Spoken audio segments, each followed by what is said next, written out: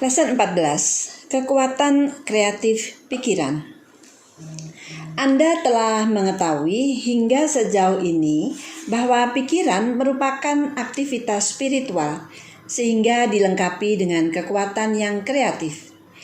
Ini tidak berarti bahwa hanya sebagian pikiran saja yang bersifat kreatif. Semua pikiran itu kreatif. Melalui proses penyangkalan, prinsip yang sama bisa berjalan dengan cara yang negatif. Pikiran sadar dan bawah sadar hanyalah dua fase tindakan yang berkenaan dengan satu pikiran.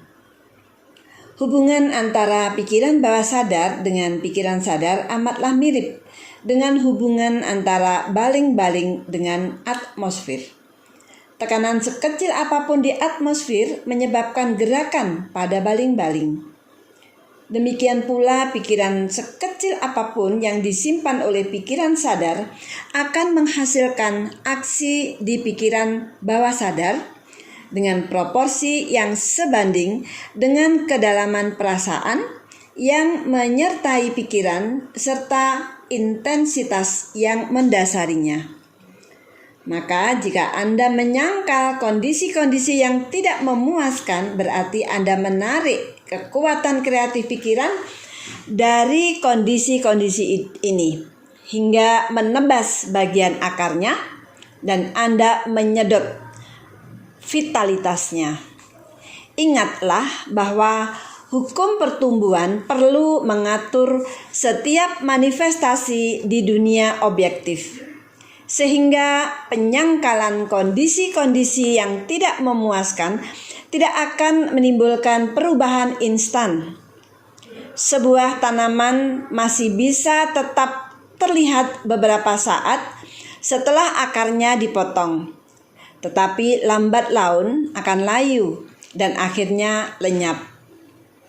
Maka menarik pikiran Anda dari perenungan tentang kondisi-kondisi yang tidak memuaskan akan menghentikan kondisi-kondisi ini secara perlahan tetapi pasti. Anda akan melihat bahwa hal ini berlawanan dari yang biasanya kita lakukan secara alami. Maka akibatnya pun berkebalikan dengan yang biasanya. Sebagian besar orang berkonsentrasi penuh pada kondisi-kondisi yang tidak memuaskan, yang berarti justru memberikan energi dan vitalitas pada kondisi itu sehingga bertumbuh subur. Nah, ini merupakan peringatan juga ya bagi kita. Kalau kita memiliki rasa ketidakpuasan dan kemudian kita memikirkan itu, ternyata itu akan justru akan terjadi hal yang tidak kita inginkan ya, yang tidak memuaskan itu akan berulang-ulang terus. Ya, jadi dari sini nanti melalui latihan-latihannya, mudah-mudahan kita bisa menghindarinya melalui konsentrasi pikiran. Oke? Energi universal yang merupakan asal muasal semua gerak, cahaya, panas, dan warna tidak mengambil bagian di dalam akibat yang disebabkan oleh pembatasan. Energi universal melebihi segalanya. Substansi universal ini adalah sumber dari semua kekuatan, kearifan, dan kecerdasan. Mengenali kecerdasan ini berarti mengenalkan diri dengan kualitas mengetahui yang dimiliki oleh pikiran. Melalui kecerdasan ini, Anda bergerak pada substansi universal untuk menjalinkan hubungan yang serasi dengan urusan-urusan Anda. Inilah sesuatu yang belum pernah dicoba oleh guru ilmu fisika yang paling piawai sekalipun. Ladang penemuan yang belum dia masuki. Sebenarnya hanya beberapa aliran materialis. Sebenarnya hanya beberapa aliran materialis saja yang pernah menangkap cahaya pertama dari sinar ini. Tampaknya mereka tidak menyadari bahwa kearifan ada di mana-mana, seperti halnya kekuatan dan substansi.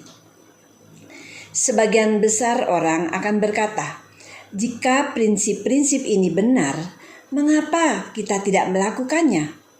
Karena prinsip dasarnya jelas benar. Mengapa kita tidak memperoleh hasil yang layak? Sebenarnya kita sudah mendapatkannya. Kita memperoleh hasil-hasil yang serupa dengan pemahaman kita tentang hukum itu dan kemampuan kita untuk menerapkannya secara benar. Kita tidak memperoleh hasil dari hukum-hukum kelistrikan sampai seseorang merumuskan hukum itu dan menunjukkan kepada kita bagaimana menggunakannya. Hal ini membuka hubungan yang sama sekali baru dengan lingkungan kita. Berbagai kemungkinan yang sebelumnya tak terbayangkan menjadi terbuka karena adanya serangkaian hukum yang teratur yang terlibat secara alami di dalam sikap mental kita yang baru. Pikiran bersifat kreatif dan prinsip yang menjadi dasar hukum ini bersifat sempurna dan logis, serta melekat pada hakikat segala sesuatu. Tetapi kekuatan kreatif ini tidak bermula di dalam individu, melainkan di dalam pikiran universal yang merupakan sumber semua energi dan substansi. Individu hanyalah saluran untuk distribusi energi ini. Individu adalah sarana yang digunakan oleh pikiran universal untuk menghasilkan berbagai kombinasi yang menghasilkan terbentuknya fenomena. Kita tahu bahwa para ilmuwan telah mengurai materi menjadi sekian banyak molekul, dan molekul-molekul ini sudah diurai menjadi atom. Atom-atom menjadi elektron.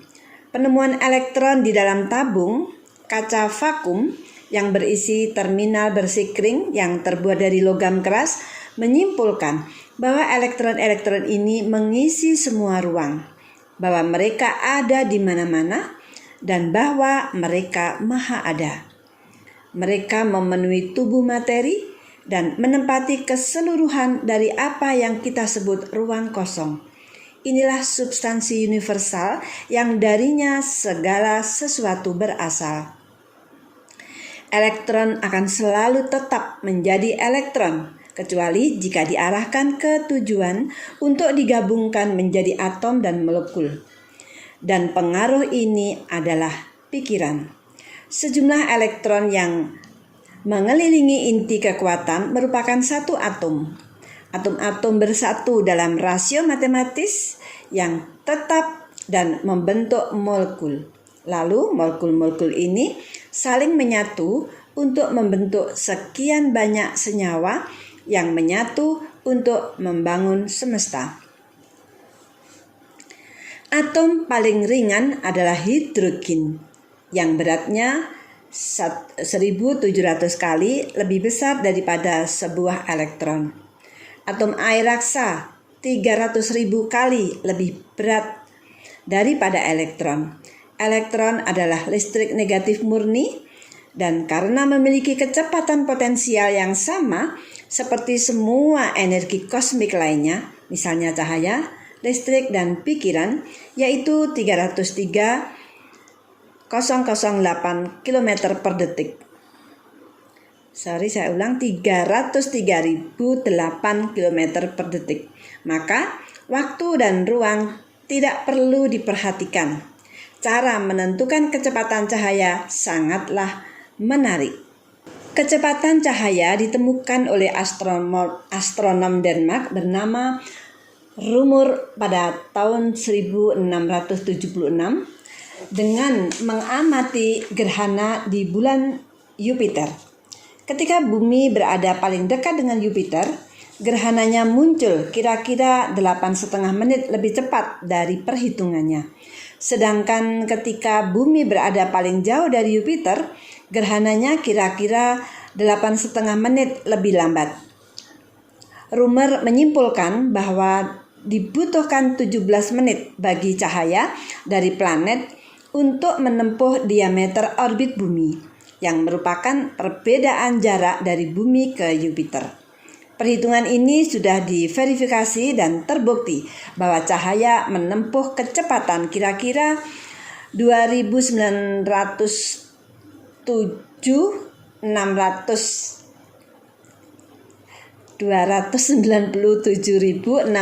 km per detik. Ya, saya ulang ya. Perhitungan ini akan diverifikasi dan sudah terbukti bahwa cahaya menempuh kecepatan kira-kira 297.600 km per detik. Elektron bermanifestasi di tubuh sebagai sel dan memiliki pikiran serta kecerdasan yang cukup untuk menjalankan kantor mereka di dalam anatomi tubuh manusia. Setiap bagian tubuh terdiri dari sel-sel. Sebagian darinya bekerja secara mandiri. Sebagian yang lain di dalam komunitas. Sebagian sel sibuk membangun jaringan.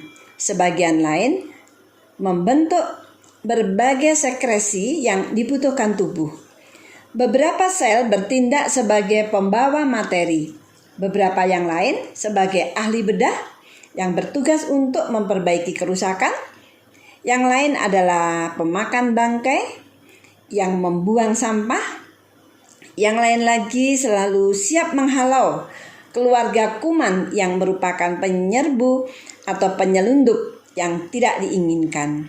Semua sel ini bergerak dengan tujuan yang sama dan masing-masing merupakan organisme yang tidak hanya hidup melainkan juga memiliki kecerdasan yang cukup untuk memungkinkannya melakukan tugas-tugas yang dibutuhkan.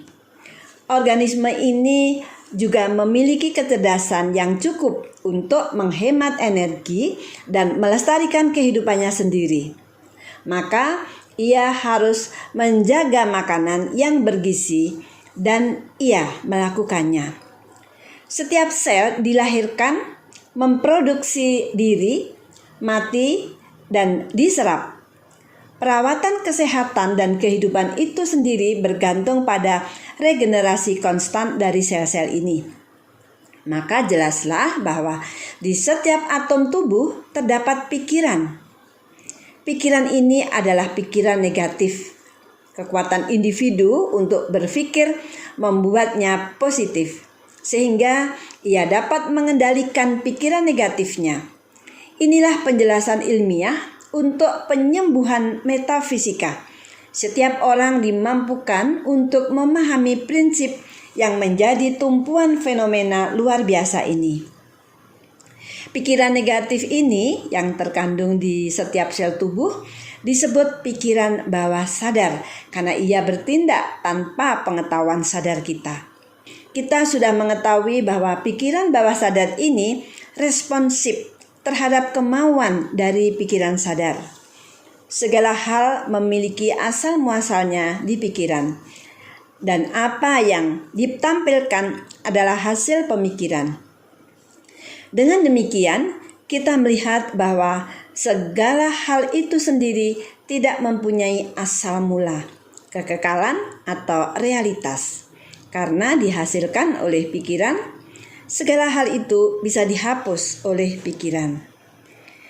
Di bidang mental, seperti di dalam ilmu alam, banyak eksperimen yang dilakukan oleh setiap penemuan, membawa manusia satu langkah lebih tinggi menuju tujuan yang mungkin dicapai. Kita mendapati bahwa setiap orang adalah cerminan pikiran yang sudah dimilikinya semasa hidupnya. Hal ini tercetak di wajahnya, di bentuk rupanya, di wataknya, dan di lingkungannya. Di balik setiap akibat ada penyebab. Jika kita mengikuti jejaknya sampai ke titik mula, akan kita temukan prinsip kreatif yang dipakai untuk bertumbuh. Bukti-bukti tentang ini sekarang sudah amat lengkap, sehingga kebenaran ini umumnya diterima.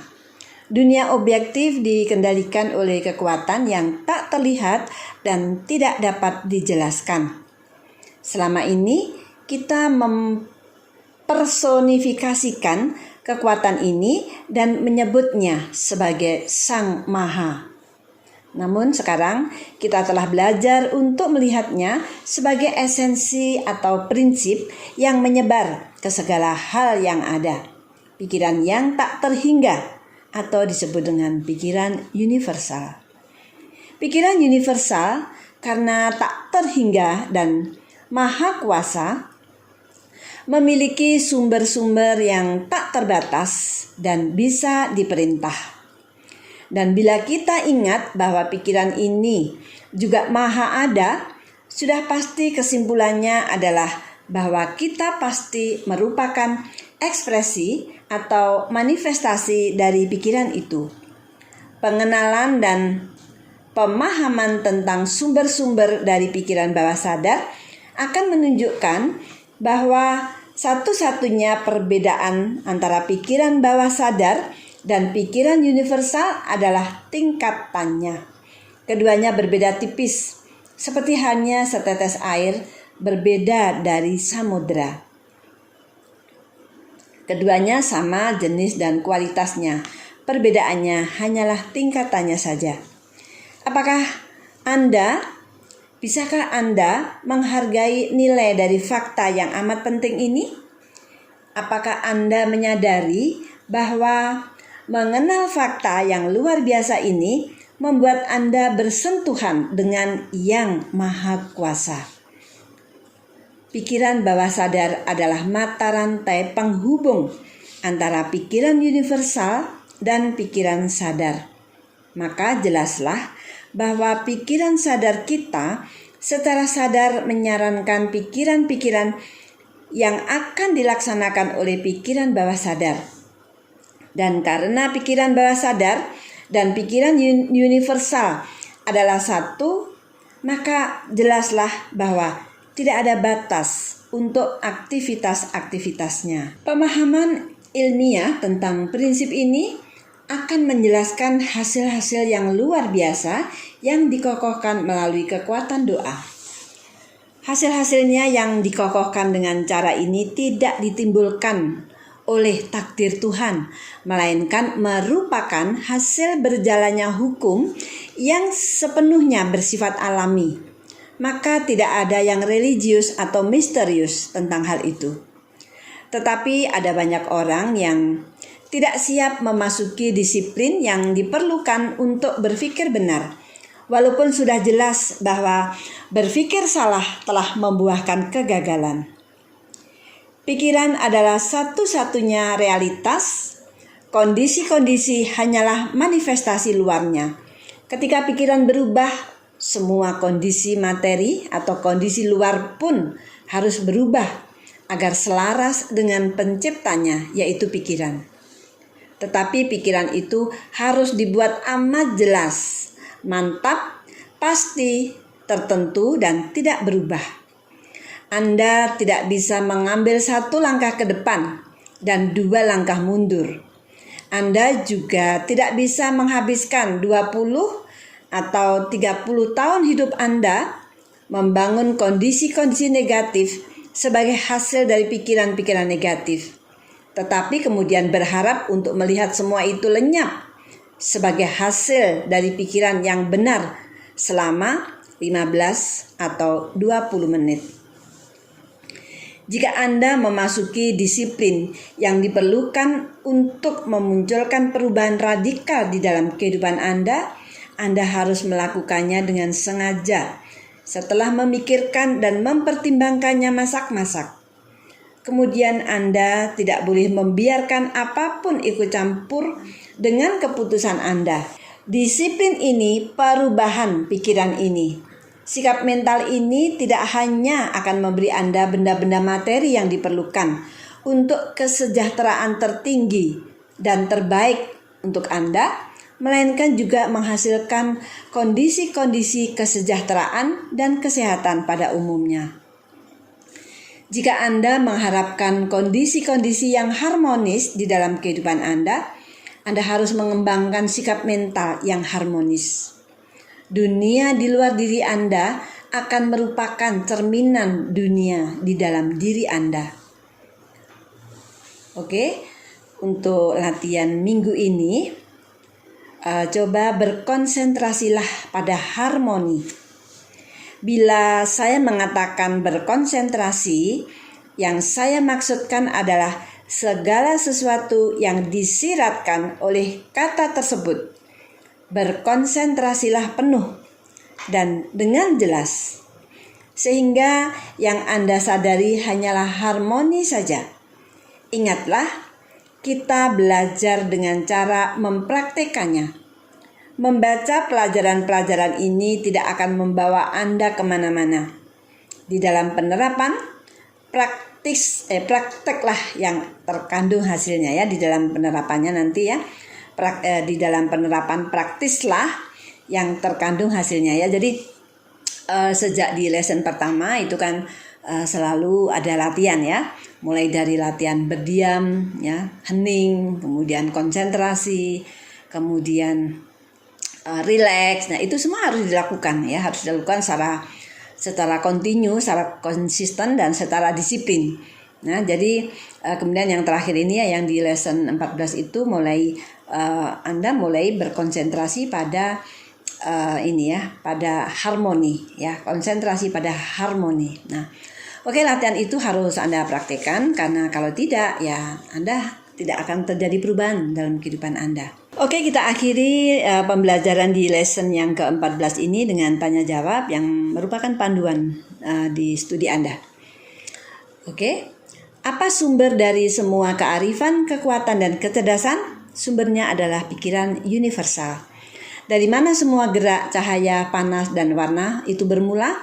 Yaitu dari dalam energi universal yang merupakan manifestasi dari pikiran universal. Dari mana kekuatan pikiran kreatif itu bermula? Yaitu dari dalam pikiran universal. Dan apakah pemikiran itu? Pemikiran adalah pikiran yang bergerak. Kemudian bagaimana pikiran universal itu dibedakan bentuknya? Individu adalah sarana yang digunakan oleh pikiran universal untuk menghasilkan berbagai kombinasi yang membentuk fenomena. Bagaimana hal itu bisa dicapai? Kekuatan individu untuk berpikir adalah kemampuannya untuk bertindak sesuai dengan pikiran universal dan mewujudkannya. Sejauh yang kita ketahui, apa bentuk pertama yang diambil oleh pikiran universal?